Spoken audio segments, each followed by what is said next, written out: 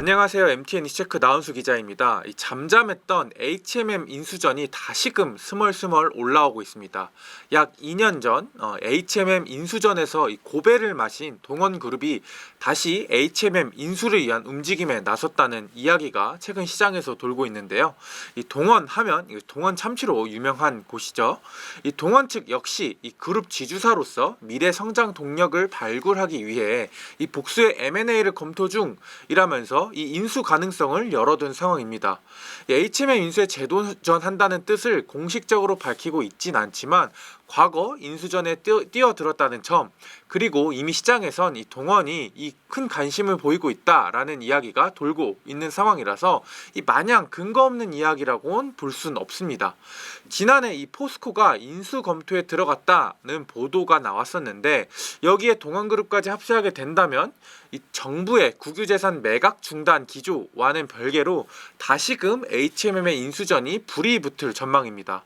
근데 현재 시장에서 알려진 내용들을 보면 의문스러운 점들이 몇 가지 있습니다.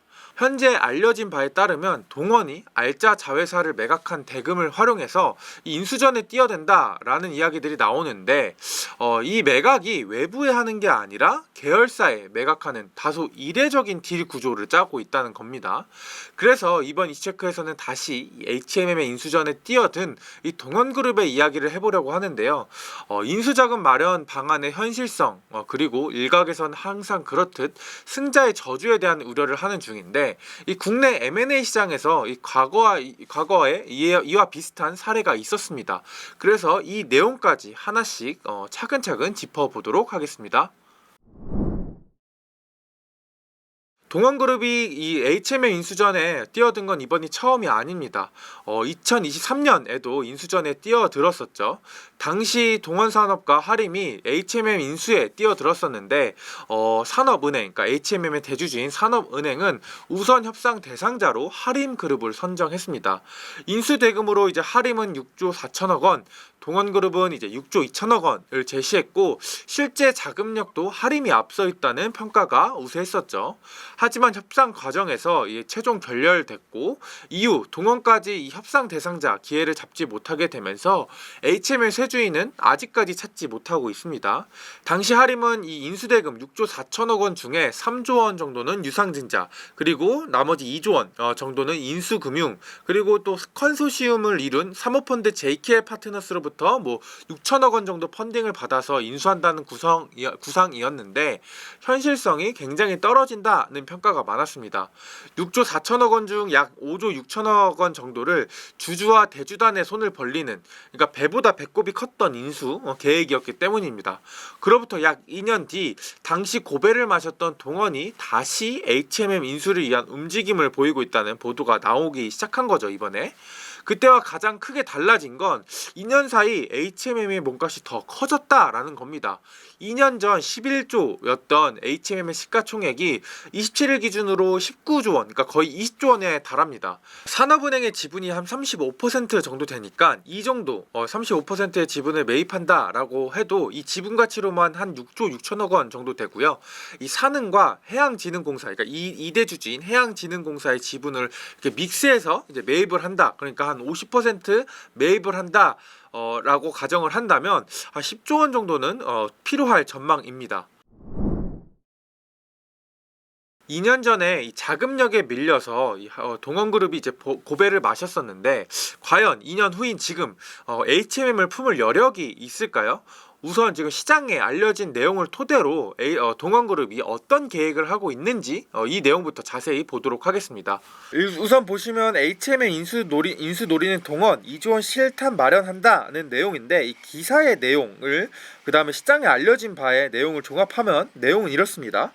동원산업에 굉장히 많은 계열사들이 있는데 그중 2008년 인수한 이 스타키스트가 있습니다.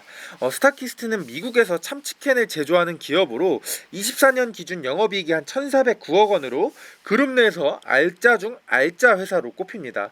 그리고 국내에서 이 동원 참치나 리챔, 동원 샘물 등 다양한 식품을 판매하는 동원 F&B도 보유하고 있습니다. 이 회사 역시 100% 지분을 보유하고 있고요. 이번 보도된 바에 따르면 이 동원 F&B가 스타키스트의 지분 100%를 인수한다고 하는데요. 그렇게 되면 스타키스트는 동원 F&B의 자회사로 밑으로 들어가게 되고요. 동원 F&B는 인수한 대가로 동원산업에 인수대금을 지불하게 되겠죠. 그러니까 이 스타키스트가 이렇게 동원 F&B 밑으로 들어가게 되는 구조입니다. 스타키스트의 가치는 현재 2조 원대로 거론됩니다. 정말 2조 원인지 이거는 좀 그 뒤에서 좀 다뤄보도록 하겠습니다. M&A 시장에서 뭔가 어느 기업을 인수를 하려고 할 때 그룹 계열사, 기존에 보유하고 있던 그룹 계열사를 매각해서 다른 기업을 인수하는 건 흔히 볼 수 있습니다. 그런데 지금 그림에서 본 것처럼 동원산업의 경우, 이제 동원그룹의 경우 인수를 위해서 알짜 계열사를 또 다른 계열사에 매각하는 이런 사례는 굉장히 드물다고 할 수 있는데요. 여기서 더 의문인 건 스타키스트를 품는 동원 F&B의 현금 여력입니다. 지난 3분기 말 기준 F&B의 현금성 자산은 별도 재무제표 기준으로 260억 원. 그러니까 스타키스트의 기업 가치가 최소 조 단위로 언급되는 상황인 것을 고려하면 굉장히 지금 현금이 부족한 수준입니다. 그렇기 때문에 만약 동원 F&B가 현실적으로 인수한다라고 하면 금융권으로부터 대규모 차입을 받아 인수를 하는 등 이 외부로부터 차입을 하는 게 가장 현실적이라고 볼 수 있습니다. 그럼 여기서 궁금한 점이 또 하나 생깁니다.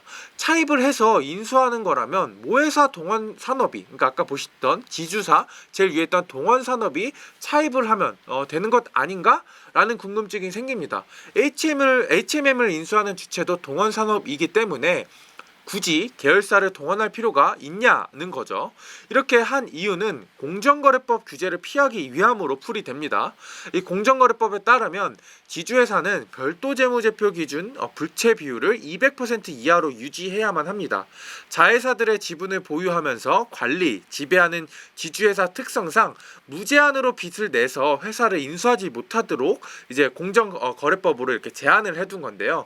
동원산업 역시 3분기 별도 재무제표 기준 현금성 자산이 2,305억 원밖에 없기 때문에 차입이 불가피할 테고요.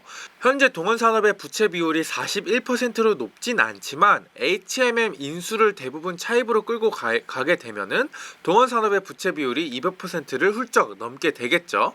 그러니까 스타키스트를 F&B에 매각하고 F&B는 지주사가 아니므로 이 공정거래법상 부채 비율 제한을 받지 않으므로 F&B가 이제 부채를 차입을 해서 인수하는 방안으로 지금 딜 구조를 짜는 듯 싶습니다. 그렇게 되면 결과적으로 F&B가 부채를 일으키고 그 부채, 그러니까 부채를 통해서 조달한 자금이 실질적으로 지주회사에 들어가서 이 지주회사가 이 대금을 통해서 이제 HMM을 인수하는 이 결과로 이렇게 이어지게 되는데요. 근데 여기서 이 구조를 보면은 동원산업의 HMM 인수를 위해서 자회사 동원 F&B가 부채를 일으키는 거기 때문에 이 보는 시각에 따라 F&B가 불필요한 금융 부담을 지는 구조라고도 볼 수 있어서 배임 이슈로도 번질 가능성이 높긴 합니다. 다만 아직 자금 조달 계획이 구체적으로 공개되지 않았으니 벌써부터 배임 이슈를 이제 제기하기엔 좀 조심스러운 측면이 있긴 하지만 법적으로는 조금 문제가 될 수도 있다는 거죠. 다시 어쨌든 본론으로 돌아오면 동원 F&B의 현금성 자산은 260억 원에 불과하기 때문에 대규모 차입이 불가피한데요. 그 전에 스타키스트의 기업 가치는 어느 정도인지부터 짚어보겠습니다. 스타키스트는 미국 기업이고 비상장사이다 보니까 정보가 극히 제한적이어서 이 정확한 기업 가치를 산출하는 게 다소 어렵습니다. 그래도 저희 이시체크팀이 동종 글로벌 업계의 최근 실적 그리고 이들 기업들의 시가총액 데이터를 좀 취합을 하고 스타키스트의 실적을 기반으로 이 가치를 대략적으로 추정을 해봤는데요. 지분 100% 기준 약 1조 4천억 원에서 1조 6천억 원 정도로 추산됩니다. 시장에서 언급되는 2조 원 정도의 이 몸값은 아마 1조 4천억 원에서 1조 6천억 원의 기준에서 이 경영권 프리미엄 20% 정도가 추가된 부여된 가치인 것으로 추정됩니다. 다만 이 계열사로 이렇게 지분 거래가 이루어지는 거기 때문에 이 경영권 프리미엄을 줄 수 있을지에 대해선 다소 의문이긴 합니다. 어쨌든 이 스타키스트를 인수한다면 최소 1조 5천억 원 수준의 돈을 차입해야 될 것으로 보이는데요. 이 동원에서도 돈을 어떤 식으로 차입할지 정해진 바는 없을 겁니다. 현재로서는요. 그리고 차입 방식이 한 가지가 아닌 뭐 여러 가지 방식을 섞어서 자금을 조달할 가능성이 매우 높기도 하고요. 다만 IB 업계 관계자들은 만약 차입을 하게 된다라고 한다면 이 차입의 가장 큰 비중이 스타키스트의 주식담보대출이 될 것으로 내다보고 있습니다. 저희가 집을 살 때 사실 이 10억이 넘는 뭐 집값을 살 수가 없잖아요. 현금을 마련을 해서. 그래서 집을 담보로 주택담보대출을 받는 것처럼 FMB도 스타키스트의 주식을 담보로 대출을 받는다라는 거죠. 앞서 언급했듯 스타키스트의 가치가 약 1조 4천억 원에서 6천억 원 정도인데 이 금액을 전부 차입을 할 수는 없을 겁니다. 이 주택담보대출을 받을 때도 은행이 집의 가치 100%를 대출로 내주지 않는 것처럼 주식 가치의 100%가 아닌 일정 비율을 기준으로 차입을 해준다라는 거죠. 이 비율이 10%가 될지 뭐 20%가 될지 50%, 70%가 될지 모르지만 이 비율이 정해질 때 가장 중요한 것 중 하나가 스타키스트가 1조 5천억 원의 기업 가치를 지녔다 라기보다는 스타키스트라는 회사가 어떤 자산들을 구성하고 있는 회사인지, 즉 담보가치 성격을 가진 자산을 스타키스트가 얼마나 보유하고 있는지, 이게 굉장히 중요하다고 합니다. 예를 들어서 스타키스트가 보유한 자산의 상당 부분이 시장에 내놓을 때 이제 돈이 별로 안 되는 자산이라면 그 주식 비율, 담보 비율이 낮을 수밖에 없고요. 반대로 뭐 선박처럼 자산으로서의 가치, 그러니까 유동화가 굉장히 그나마 좀 쉽다, 가치가 높은 비중이, 이런 자산의 비중이 높다고 한다면 담보 비율이 굉장히 높게 되는 거죠. 주식담보대출을 받는 것 외에도 스타키스트 인수를 위해선 다른 방식의 자금 조달도 필수적으로 이루어져야 할 겁니다. 이 담보대출 외에도 이 다른 투자자를 불러 들어와서 뭐 IPO 전제로 자금을 받는다든지 투자를 받는다든지 뭐 이런 방안이 있을 수 있겠죠.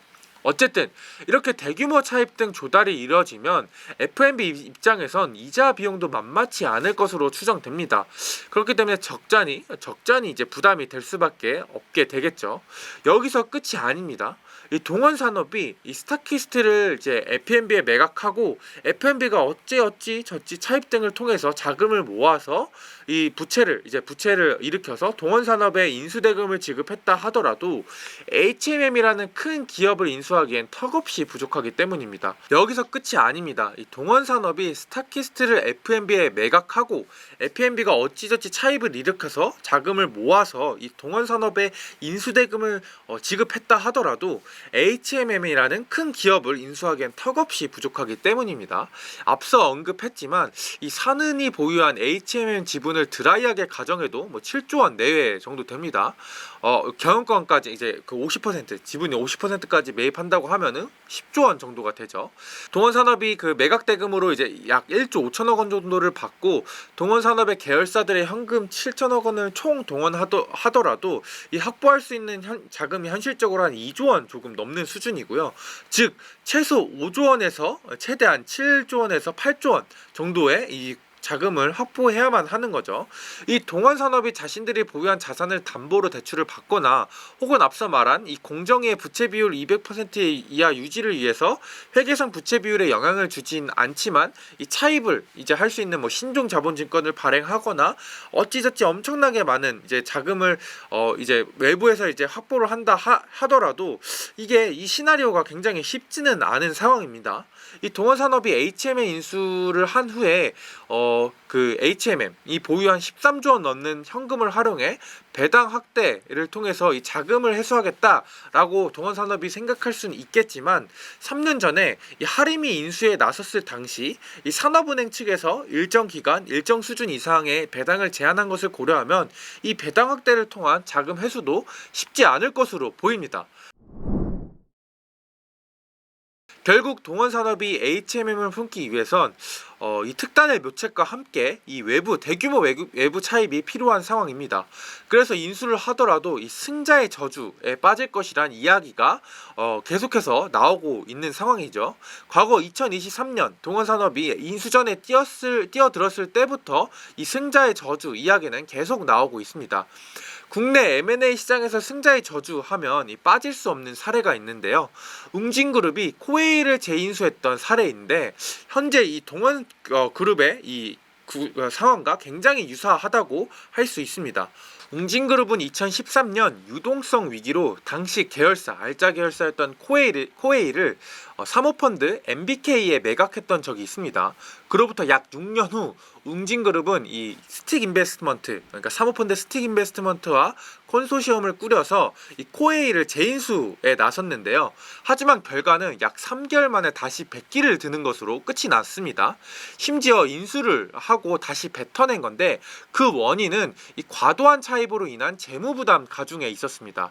얼마나 이렇게 차입을 일으켰는지 인수구조를 어떻게 짰는지 한번 보도록 하겠습니다. 당시 인수구조를 보면 웅진그룹이 2조 원의 코웨이 지분 22%를 인수하는 구조였습니다. 그런데 2조 원 중 대부분은 차입, 즉 외부한테 손을 벌립니다. 웅진그룹이 인수 자체 자금, 그러니까 자체 자금을 활용해서 2조 원, 웅진그룹이 자체 자금을 활용한 건 고작 2조 원 중에 4천억 원에 불과했는데요. 나머지 1조 6천억 원 정도는 외부에 손을 벌렸는데 1조 6천억 원 중에 1조 1천억 원은 장기 차입금을 빌리고요. 나머지 5천억 원은 시비, 그러니까 주식으로 전환할 수 있는 전환사채 5천억 원을 발행해가지고 자금을 조달을 했습니다. 이 1조 6천억 원, 그러니까 차입을 하려고 했으니까 이 빚을 갚아야겠다라는 웅진그룹의 내부에 이제 계획도 있었겠죠. 이 1조 6천억 원을 어떻게 갚을지에 대해서요.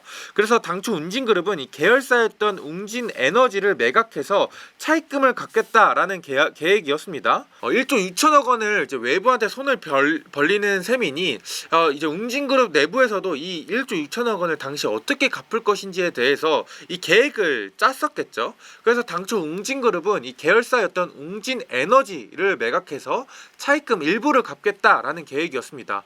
지금 거론되는 동원과 좀 다른 게 있다면 동원의 경우는 앞서 보신 것처럼 계열사 내 매각을 하는 게 차이가 있었죠. 그런데 웅진에너지가 이 회계법인으로부터 이 감사 의견 거절과 기업 회생 절차까지 밟으면서 이 계획대로 돌아가지 않았습니다. 그때부터 이 스텝이 완전히 꼬여버리게 된 거죠. 이 자회사의 기업 회생 절차로 매각이 무산됐는데 이미 이를 벌려놓은 터라 과도한 차입이 재무 부담으로 이어지면서 이 지주사인 웅진의 회사채 신용등급이 하락하게 됩니다. 신용등급 하락으로 결국 경영 위기가 다시 웅진그룹에 찾아오게 되면서 코웨이를 다시 3개월 만에 매각을 하게 됐는데 넷마블에 1조 7천억 원에 매각을 하게 됩니다. 2조 원의 인수에서 1조 7천억 원, 그러니까 그냥 3개월 만에 3천억 원 순실을 보고 만 셈입니다. 이 동원의 HMM 인수 역시 이런 일이 반복되지 말란 법은 없습니다. 웅진사례에서 보듯 인수를 위해서 대규모 차입을 하는 건 굉장히 위험한 행위라고 할 수 있습니다. 웅진그룹은 2조 원짜리 딜에 1조 6천억 원을 외부에서 손을 벌렸지만 동원은 이보다 차입 규모가 훨씬 클 것으로 예상이 되죠. 지금 보신 대로 이 과도한 차입은 보신 것처럼 이 재무 부담으로 이어지고 재무 부담은 또 계열사 전반에 큰 영향을 주면서 이 그룹 전체가 흔들리는 이 승자의 저주에 다시금 빠질 수도 있는 상황입니다. 네, 오늘은 이 HMM 인수 전에 다시금 뛰어든 동원산업의 이야기를 좀 살펴봤습니다. 제가 취재 과정에서 이제 접촉한 이 IB 업계 관계자들은 동원산업의 이 승자의 저주에 대한 내용들을 굉장히 우려를 하고 있었는데요. 아무래도 이 동원산업 자체는 굉장히 지금 현재로서는 좋은 회사이지만 HMM의 이 기업 가치가 굉장히 큰 회사이기 때문에 이런 우려들이 계속해서 나오고 있는 것으로 보입니다. 과연 동원산업이 HMM에 대해서 어떤 딜 구조를 짤지 이 내용들도 굉장히 흥미로운 포인트가 될 것 같고요. 이에 대한 내용들이 또 추가적으로 있으면 저희 이슈체크에서 또 자세히 살펴보도록 하겠습니다. 네, 제가 준비한 이슈체크는 여기까지고요. 다음에는 더 유익하고 재밌는 컨텐츠로 찾아뵙도록 하겠습니다. 지금까지 시청해주신 구독자 여러분들 감사합니다.